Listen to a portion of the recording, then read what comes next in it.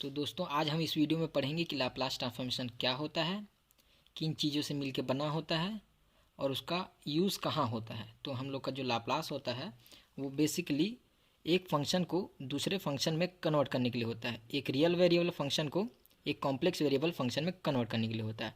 तो हम लोग का रियल वेरिएबल फंक्शन होता है टाइम का फंक्शन और कॉम्प्लेक्स वेरिएबल फंक्शन होता है हम लोग का फ्रीक्वेंसी फंक्शन, जिसको हम लोग डिनोट करते हैं एस से। तो लाप्लास तीन चीज़ों से मिलकर बना होता है, इंटीग्रेशन, एक्सपोनेंशियल और फैक्टर, जिसको हम फंक्शन भी बोल सकते हैं। तो हम लोग का लाप्लास को हम लोग डिनोट करते हैं कैपिटल एल से, कैपिटल एल। और हम लोग लाप्लास ऑफ निकालेंगे हम लोग factor t with respect to time. तो हम लोग का इसका फॉर्मूला हो जाएगा हम लोग का जीरो से इंटीग्रेशन इन्फिनिटी तक इंटीग्रेशन, इसलिए क्योंकि हम लोग का जो फ्रीक्वेंसी होता है उसका वैल्यू हम जीरो से इन्फिनिटी के बीच में होता है। और इसका हम लोग का तीन चीज़ों से मिलकर बना होता है, इंटीग्रेशन, एक्सपोनेंशियल, फैक्टर। तो हम लोग का इंटीग्रेशन हो गया तो exponential e to the power minus s t, और फैक्टर हम लोग का हो गया एफ टी। तो ये हम लोग का होता है लाप्लास। तो अब देखते हैं लाप्लास का यूज़ कहाँ होता है। तो लाप्लास का यूज़ हम लोग का मेनली बहुत सारी जगह होता है। जैसे हम लोग का वाइब्रेशन हम लोग कैलकुलेट करते हैं, तो वाइब्रेशन का कैलकुलेशन का हम लोग का लाप्लास का यूज़ होता है। जैसे कोई ब्रिज है तो ब्रिज में कितना उसका कैपेसिटी है ये कैलकुलेट करने के लिए हम लाप्लास का यूज़ करते हैं। और अर्थक्वेक का कैलकुलेशन के लिए हम लोग लाप्लास का यूज़ करते हैं। और रिस्पॉन्स फंक्शन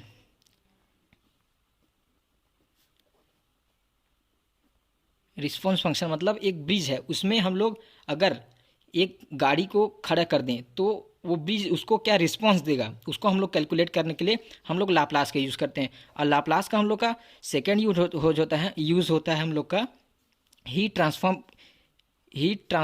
ट्रांसफ़र इक्वेशन के लिए होता है हम लोग का लाप्लास का यूज़।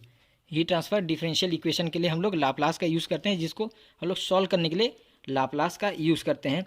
और हम लोग का अनदर लाप्लास का यूज़ होता है हम लोग का कॉम्बिनेशन। जैसे हम लोग का इलेक्ट्रिकल कॉम्बिनेशन होता है, इलेक्ट्रिकल कॉम्बिनेशन में हम लोग डायोड को जोड़ते हैं, डायोड और रेजिस्टेंस को जोड़ देंगे। तो डायोड और रेजिस्टेंस को जोड़ेंगे, फिर हम लोग उसमें अगर एक सीपीयू जोड़ दिए तो कंप्यूटर चालू होगा कि नहीं, इसको हम लोग कैलकुलेट करने के लिए लाप्लास की यूज़ करेंगे। और जैसे हमारा स्विच होता है, स्विच दो ही कंडीशन देता है, एक ऑन देता है एक ऑफ देता है, उसको भी कैलकुलेट करने के लिए हम लाप्लास का उपयोग करते हैं। जैसा हमने देखा लाप्लास का हम लोग का फॉर्मूला होता है Laplace of function is equal to zero से infinity integration e to the power minus s t function into d t. तो हम लोग इस पे बेस एक क्वेश्चन सॉल्व करते हैं। तो हम लोग का क्वेश्चन है हम लोग का find the Laplace transformation of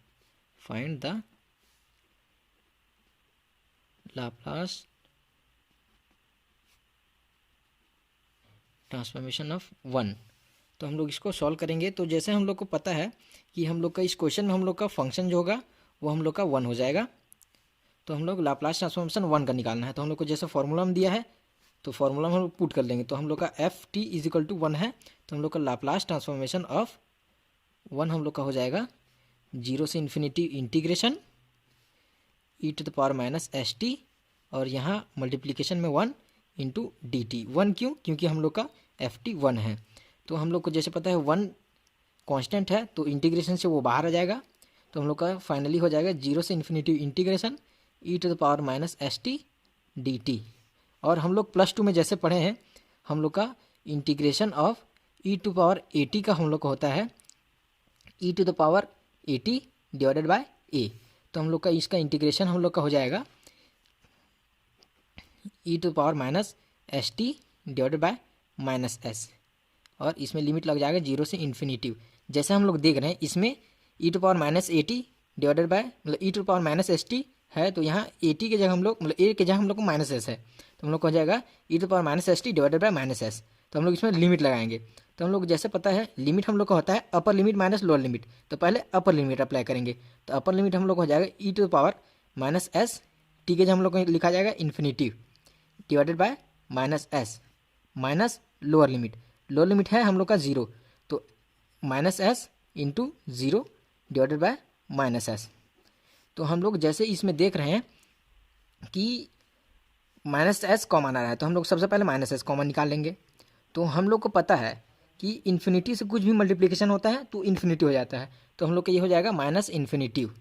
minus और जीरो से कुछ मल्टीप्लिकेशन होता है तो वो ज़ीरो हो जाता है, तो हो जाएगा ई टू पावर ज़ीरो।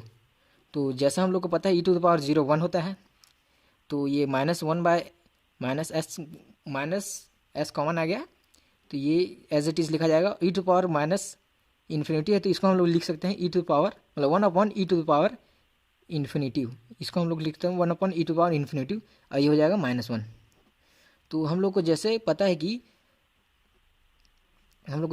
कि ई टू पावर इन्फिनिटी हम लोग होता है इन्फिनिटी, और ये हो गया हम लोग का minus s as it is, तो हम लोग का 1 अपॉन माइनस एस, और e to power infinity minus s मतलब माइनस इन्फिनिटी होता है, और हम लोग का इन्फिनिटी इज इक्वल टू होता है 1 upon zero. Infinity is equal to हम लोग को होता है infinity is equal to 1 upon zero, तो हो जाएगा 0 -1, तो और ये -1 और माइनस मल्टीप्लाई हो जाएगा तो ये हो जाएगा 1 अपॉन एस। तो हम लोग का फाइनल निकल गया Laplace of 1 is equal to 1 upon s. तो इससे हम लोग को ये पता चला कि किसी भी कांस्टेंट का हम लोग का जो लाप्लास होता है वो कांस्टेंट जो वैल्यू कांस्टेंट है अपॉन एस हो जाता है। जैसे कि हम लोग का लाप्लास क्वेश्चन देगा लाप्लास ऑफ 5, तो ये हम लोग का हो जाएगा 5 अपॉन एस।